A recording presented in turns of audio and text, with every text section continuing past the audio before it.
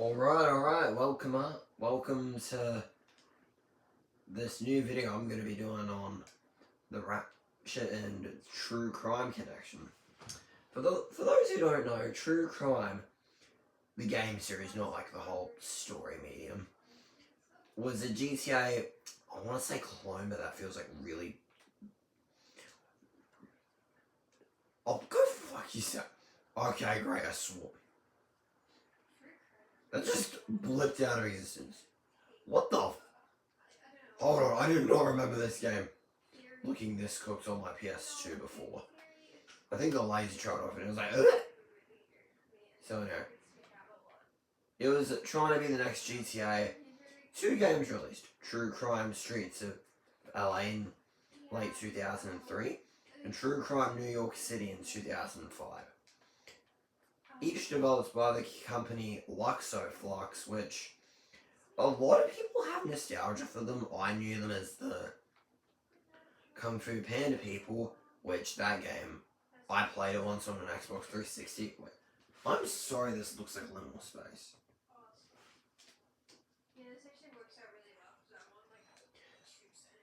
Much better. It looks way less analog horror-like and more, yeah. So now, the year was 2003. Insomniac was done cooking up Ratchet 2, and they were like, alright, we're going on to Ratchet 3. But early in production, the team split off into 2 teams.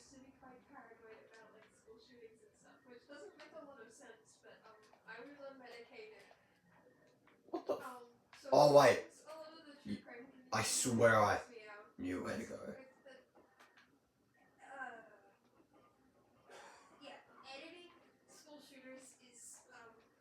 So now, after this, my dumbass decided. So back to the true crime thing. They released New York City was like unfinished or well known to be like rushed. But then that year, so Luxoflux developed Kung Fu Panda, the game. Then their final game was, I'm not joking, Transformers Revenge of the Fallen for PS360. That's the nickname I'm giving to both PS3 and the Xbox 360 because it's easier. So in 2000, so Ratchet 2 is finished. But when Ratchet 3 started development, a senior designer of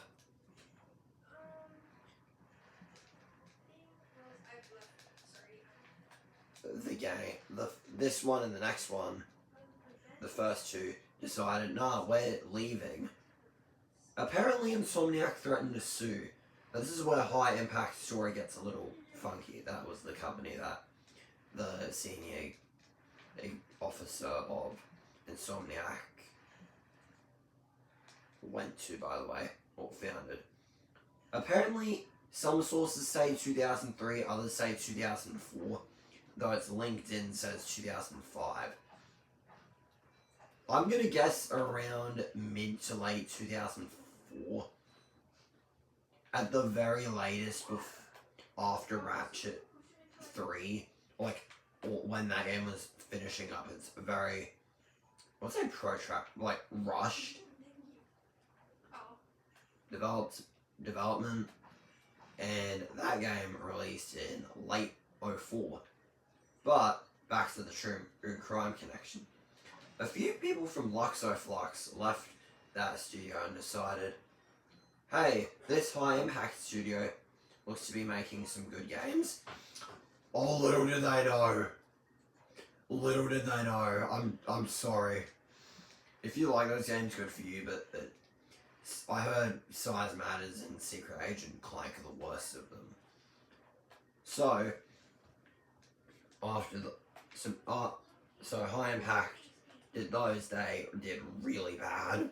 Or no, Size Matters got really good reviews, but now a lot of people are like, some like it, most hate it.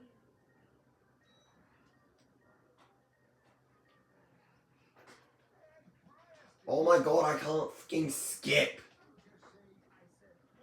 Oh, great. It's iconic, like, I hate trying to skip. Unskippable cutscenes are my least favorite thing in gaming. So now, just enjoy the cutscene.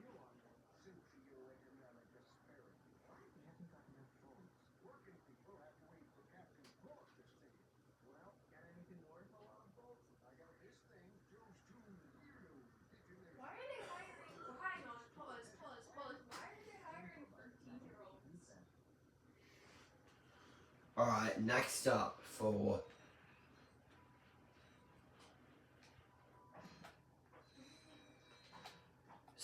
So then the final game, Sony was gonna get bought out by High Impact, but they didn't do great financially, but mainly the other High Impact, Sony was doing just fine.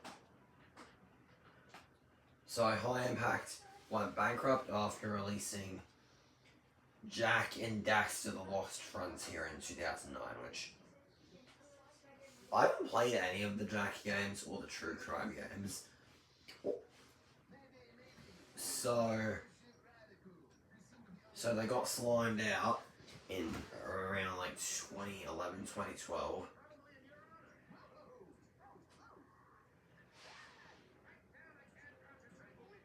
Then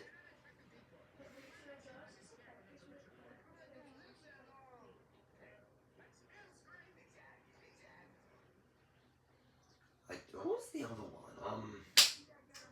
So after the High Impact story is done, let's go back to Luxo Flux. After True Crime New York City bombed, they were like, Activision, top idiots in the industry, decided, oh, you know what? Screw your employment, get out! So in 2006, I checked, I believe, a few designers and programmers for True Crime decided, oh, you know what? Screw you, Activision. Let's do it on our own terms this time around.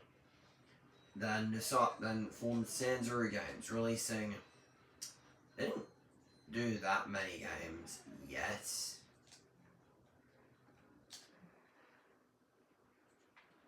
Until Secret Agent Clank's PS2 port in 2009.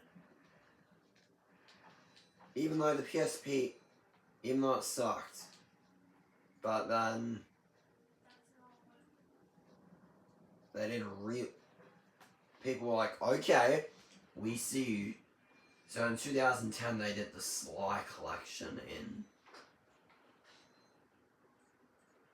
2010, which, if you don't know the Sly Cooper games, they're just games about a raccoon as a thief. I'm not joking.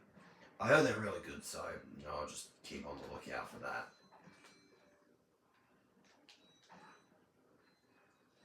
So then they released Sly 4, which I know some YouTubers hate it. I've never played it, but that's all I'm going to say on that game, because, oh boy, I've seen things about it, and it genuinely made me question reality. It wasn't anything like super bad, but the point is, Sanzaru did alright until being bought out by Meta, then sadly they shut down in 2023 or 2024. I think it was like 2025 actually. Oh, High Impact. Apparently, credit to the YouTuber The Golden Bolt for doing this, by the way. Like, he kind of kickstarted this channel, but, oh no, not like, he didn't have a hand in it, but he, like, his videos were a huge inspiration to me. So anyway. Now, apparently, a few High Impact staffers worked on the games Hyperlight Drifter and Hyperlight Breaker, both of which I still haven't played it yet, which, honestly, with look, most of my gaming exposure is mainly racing games, right? So don't hop off. So just stay. Don't start attacking me when the games you play the most were like Fortnite and Rocket League and that. I know a lot more games than I play, that's all I'm saying. But anyway. Actually, never mind. Point is, I just don't want to close yet.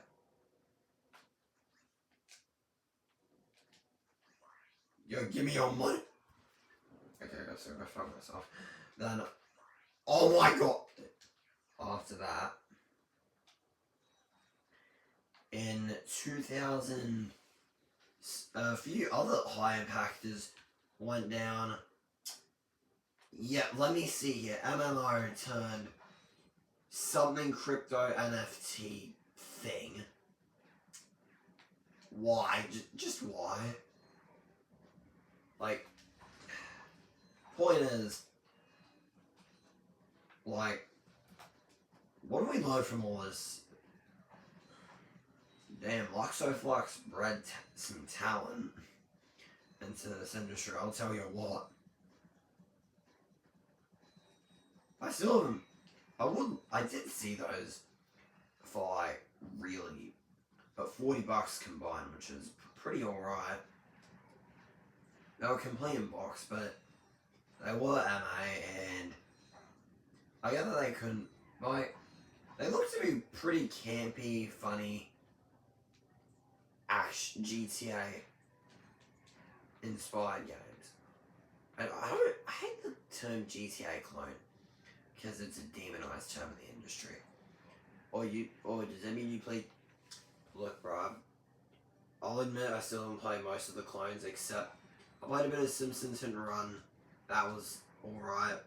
I kind of wish I did more, but I only had it for like 5 minutes. Then, if I remember correctly, I also played. Oh, I got Lego City Undercover because my friend gave me like a gift card for my birthday, and they were all on sale for like $7 each, so I bought them. Lego City and another Lego game I'm probably gonna show off soon. Anyway, thanks for watching. This is kind of thrown together because I don't do much research, which is really dumb. But, okay, all my research is reading off Wikipedia articles. So yeah, thank you for watching. Do all the jazz. Comment, like, subscribe, share if you want. And I'll see you guys next week with a new story maybe. Or gameplay. Anecdote. Who knows? Anyway, have a good night.